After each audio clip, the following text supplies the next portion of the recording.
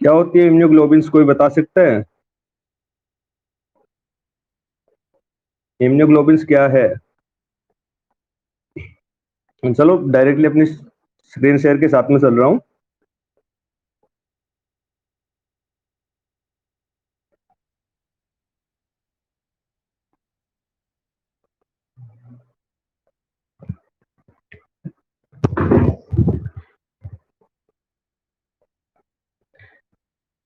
Immunoglobins की definition देख लेते हैं। एक एक ग्लाइकोप्रोटीन्स होती है जो प्रोड्यूस होती है मोस्टली प्लाज्मा सेल्स और लिम्फोसाइट्स के द्वारा।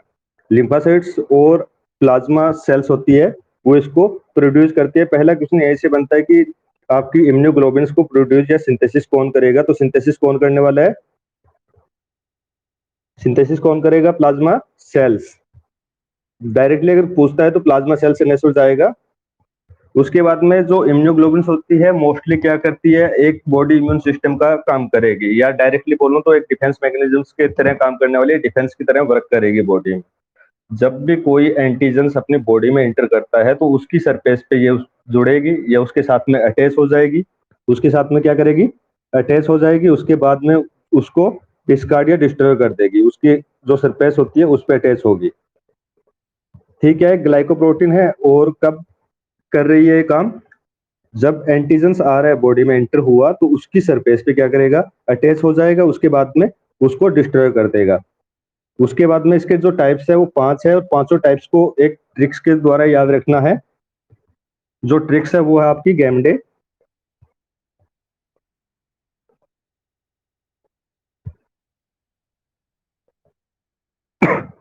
गैमडे नेक्स्ट पेज पे देख रहे हैं। जो आपकी ट्रिक्स है वो है गैमडे, उसी के बेस पे याद रखना है, क्योंकि ये जो ट्रिक्स है ये इसलिए इंपॉर्टेंट है क्योंकि यहाँ से भी एक क्वेश्चन डायरेक्टली पूछा जाता है। यहाँ से भी एक क्वेश्चन डायरेक्टली पूछा जाता है सीक्वेंस में। इसका जो सीरम कंसंट्रेशन लेवल होता है बॉडी में वो सबसे ज्यादा किसका रहने वाला है? जी का। और सबसे कम किसका रहेगा? ए का। इम्यूनोग्लोबिन ई होगी उसका कम रहेगा। ये सीक्वेंस में क्वेश्चन पूछा जाता है कि कौन सी सीक्वेंस सही है सीरम कंसंट्रेशन लेवल्स के लिए बॉडी में इम्यूनोग्लोबिन की। तो इम्यूनोग्लोबिन की ये सीक्वेंस आपकी सही रहने वाली है गैमडे। गैमडे में सबसे ज्यादा सीरम जो कंसंट्रेशन लेवल था वो सबसे ज्यादा किसका होने वाला है? आईजीजी का, जो रहेगा 8 से 16 मिलीग्राम पर एमएल। और सेकंड्स अगर और क्वेश्चन पूछता है, एक और पूछ सकता है इसी से कि हाफ लाइफ पे क्वेश्चन पूछ सकता है कि हाफ लाइफ सबसे ज्यादा किसकी होती है? तो इसी सीक्वेंस में हाफ लाइफ भी सबसे ज्यादा जी की रहेगी। उसके बाद में ए पे आ जाएगा, और एम पे, और डी, और ई।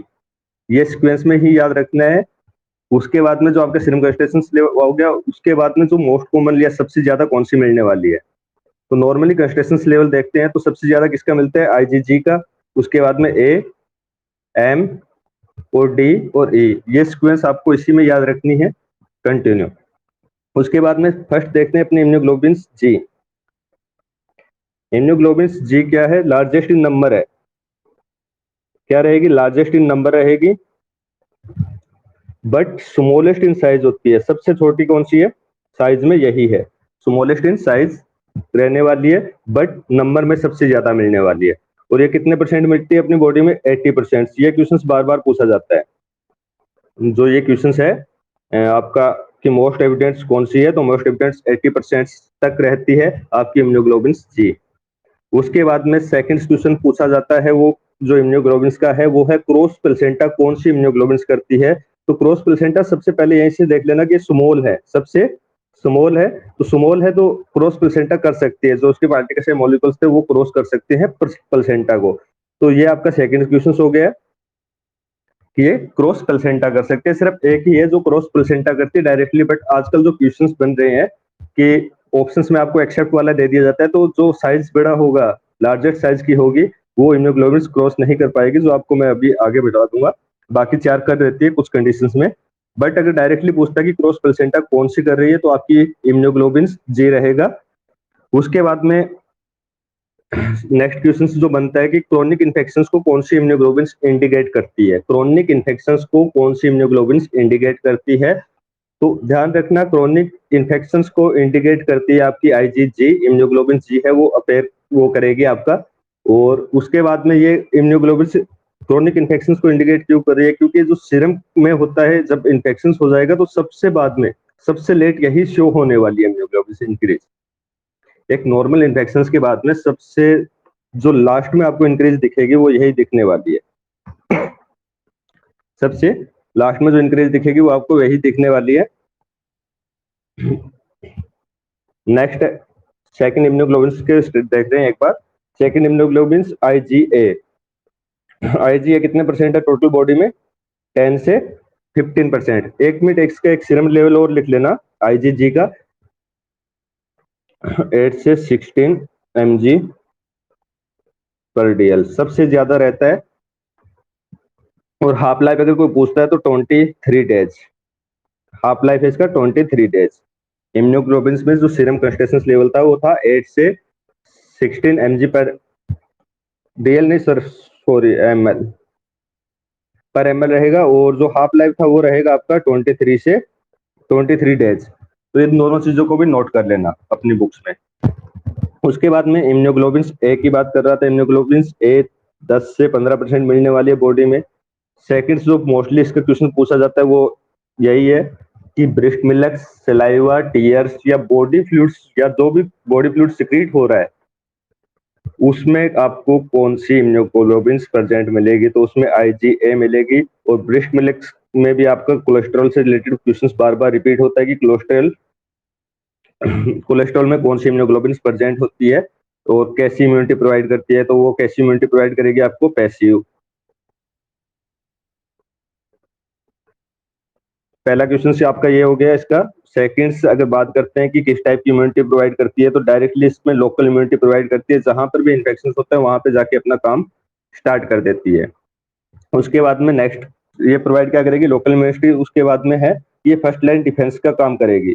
अब यहाँ पे देखना फर्स्ट लाइन डिफेंस, अगर डब्ल्यूबीसी के टाइप में अपने फर्स्ट लाइन डिफेंस पढ़ रहे थे तो वहां पे कौन थे? न्यूट्रोफिल है, न्यूट्रोफिल्स थी जो फर्स्ट लाइन डिफेंस का काम कर रही है। बट इम्यूनोग्लोबिन में कौन कर रहा है? आईजीए। तो आईजीए है वो क्या करेगी? फर्स्ट लाइन का डिफेंस का काम करेगी। जो भी फर्स्ट लाइन डिफेंस होती है, जो भी फर्स्ट लाइन डिफेंस होती है, अगर कोई इन्फेक्शन बॉडी में या एंटीजन इंटर करता है तो उस कंडीशन में सबसे पहले आपको यही बढ़ी हुई मिलेगी। तो यहाँ पे डायरेक्टली ध्यान कर लेना कि जब भी बात आ रही है कि एक्यूट इन्फेक्शन में कौन सी मिलने वाली है, तो एक्यूट इन्फेक्शन में आपको कंफर्म हो जाना चाहिए डायरेक्टली ये फर्स्ट लाइन का करेगी। बट जैसे कि मैं आपको एक बात बताऊं कि फर्स्ट लाइन डिफेंस का काम करेगी बट एक्यूट इन्फेक्शन में आपको इंक्रीज नहीं मिलेगी। एक्यूट इन्फेक्शन में जो इंक्रीज होती है वो होती है आपकी आईजीएम। आईजीएम होगी वो एक्यूट इन्फेक्शन में होगी। बट फर्स्ट लाइन डिफेंस का काम कौन कर रही है? ए कर रही है। बट ये डायरेक्टली ज्यादा नहीं बढ़ने वाली है उस कंडीशन में। अगर आईजीएम ऑप्शंस में नहीं होगा तो आपको आईजीए करके आना है, अगर यही पूछता है कि एक्यूट इन्फेक्शन में कौन सी इंक्रीज हो रही है। डायरेक्टली जब मैंने आपको ये बताया ना कि एंटीजन इंटर हो रहा है बॉडी में, तो उस कंडीशन में उसको डिस्ट्रॉय या उसकी सरफेस पे पहले कौन सी अटैच हो रही है। यहाँ से जो क्वेश्चन मैं अभी बताने वाला हूँ वो ये है कि जब भी कंडीशन ऐसी आ गई कि क्वेश्चन में पूछ लिया कि एक एंटीजन ने इंटर किया है बॉडी में और उसकी सरफेस पे सबसे पहले अटैच कौन सी होगी, यानी क्या कहा बोला था मैंने इम्यूनोग्लोबिन वर्क कैसे करने वाली है? एंटीजन की सरफेस के साथ में जुड़ के। उसमें भी आपको अलग अलग जो सरफेस होते हैं, अगर आप इम्यूनोग्लोबिन की पूरी स्ट्रक्चर्स पढ़ते हो तो उसमें देखने को मिलता है कि जो आपका था इम्यूनोग्लोबिन उसकी सरफेस से अटैच हो रही है मोस्टली पार्ट से। एफ ही इंफेक्शन वगैरह कुछ करके ऐसा पार्ट्स होता है उसमें जाके ये अटैच होगी। ठीक है, तो उस पार्ट्स पे सबसे पहले अटैच होकर उसको डिस्ट्रॉय करवाने का काम ये करेगी, बट ये इंक्रीज नहीं होगी। अगर यहाँ पे यही, तो तभी तो मैं बोल रहा हूँ कि क्वेश्चंस ऐसे ही है। अगर फर्स्ट लाइन डिफेंस डायरेक्ट पूछता है तब तो आपको क्या करना है? आईजीए करना है। अगर पूछता है एक्यूट इन्फेक्शन में तब आपको आईजीएम करना है।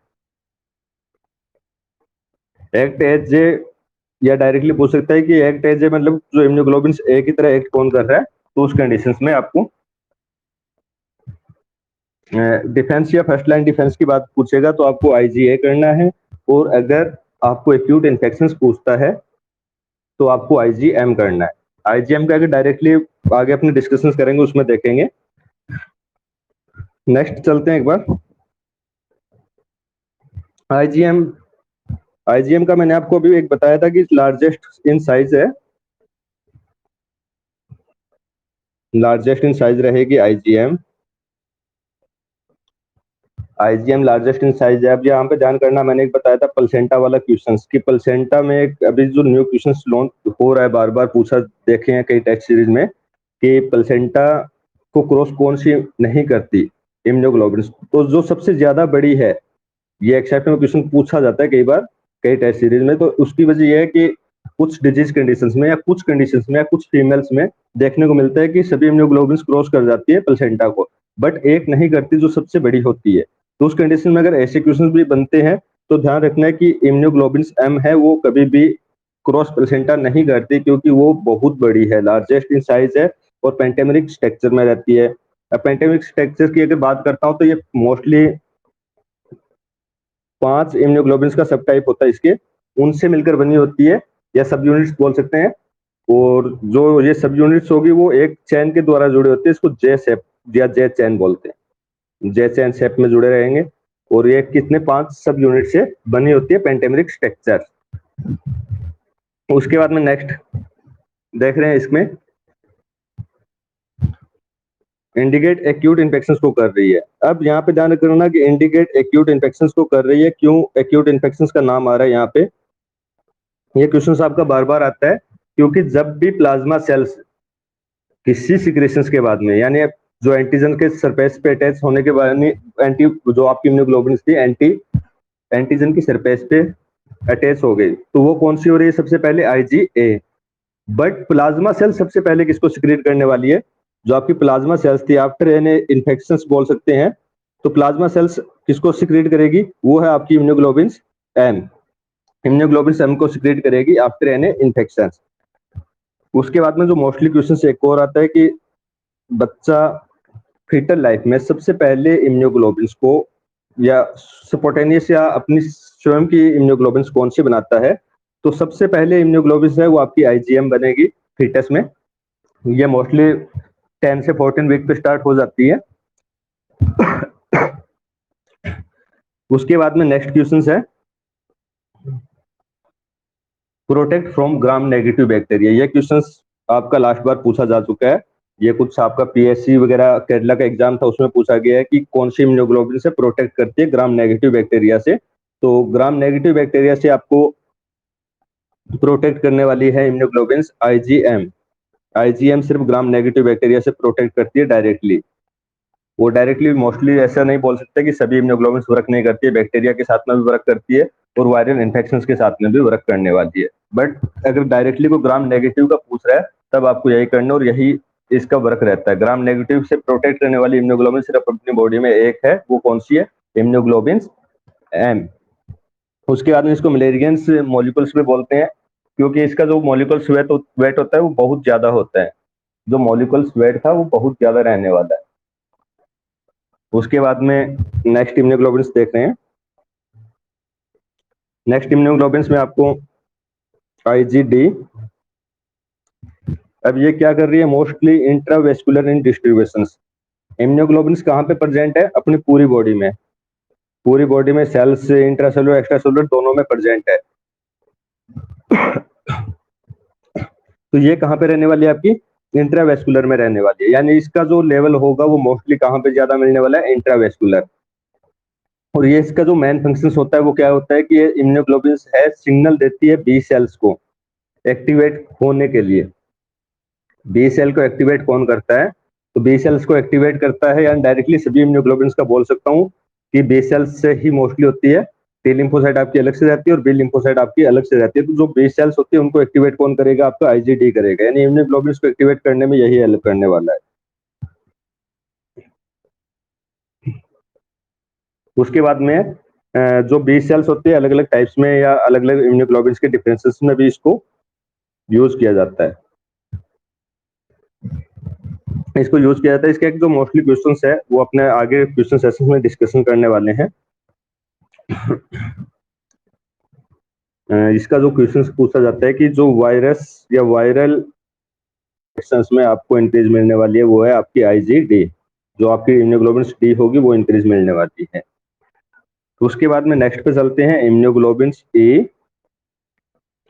इम्यूनोग्लोबिन ए क्या होती है, जो डी थी वो क्या थी, एक्स्ट्रा वेस्कुलर थी, वो सॉरी इंट्रावेस्कुलर थी आईजीडी, और आईजी ए है वो क्या है, एक्स्ट्रा वेस्कुलर है, एक्स्ट्रा वेस्कुलर है, और ये जो मेनली प्रोड्यूस होती है लाइनिंग ऑफ म्यूकोजा बोल सकते हैं, लाइनिंग ऑफ म्यूकोजा या रेस्पिरेटरी इंटेस्टाइनल ट्रैक्ट से होगी।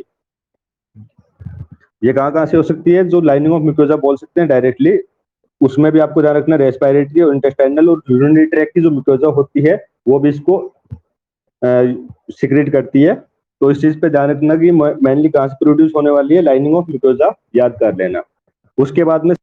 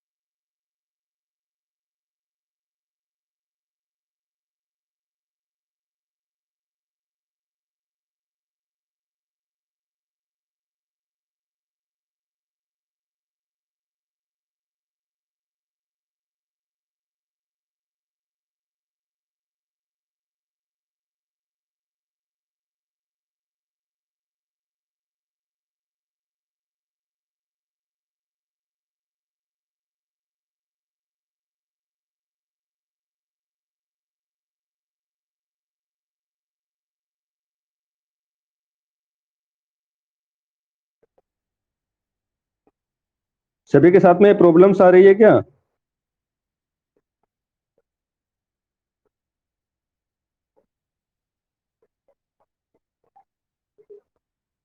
कब से नहीं आ रही है वॉइस? कौन? हेलो?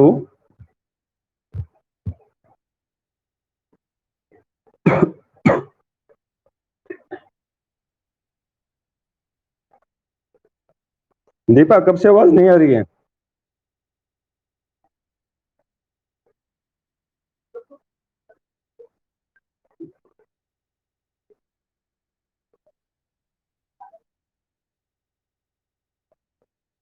नहीं, स्टेबल वाले में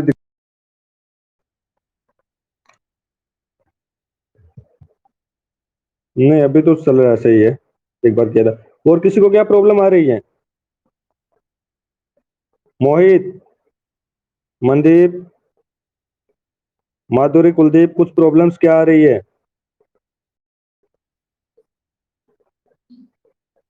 वॉइस में प्रॉब्लम आ रही है तो अपने रिस्टार्ट कर लेते हैं क्लास को एक बार एंड करके, ठीक है? हाँ, अभी तो शो नहीं हो रहा है, अभी तो वो आ रहा है, अभी 5-4 मिनट में एक बार मैं दोबारा चेक करके स्टार्ट कर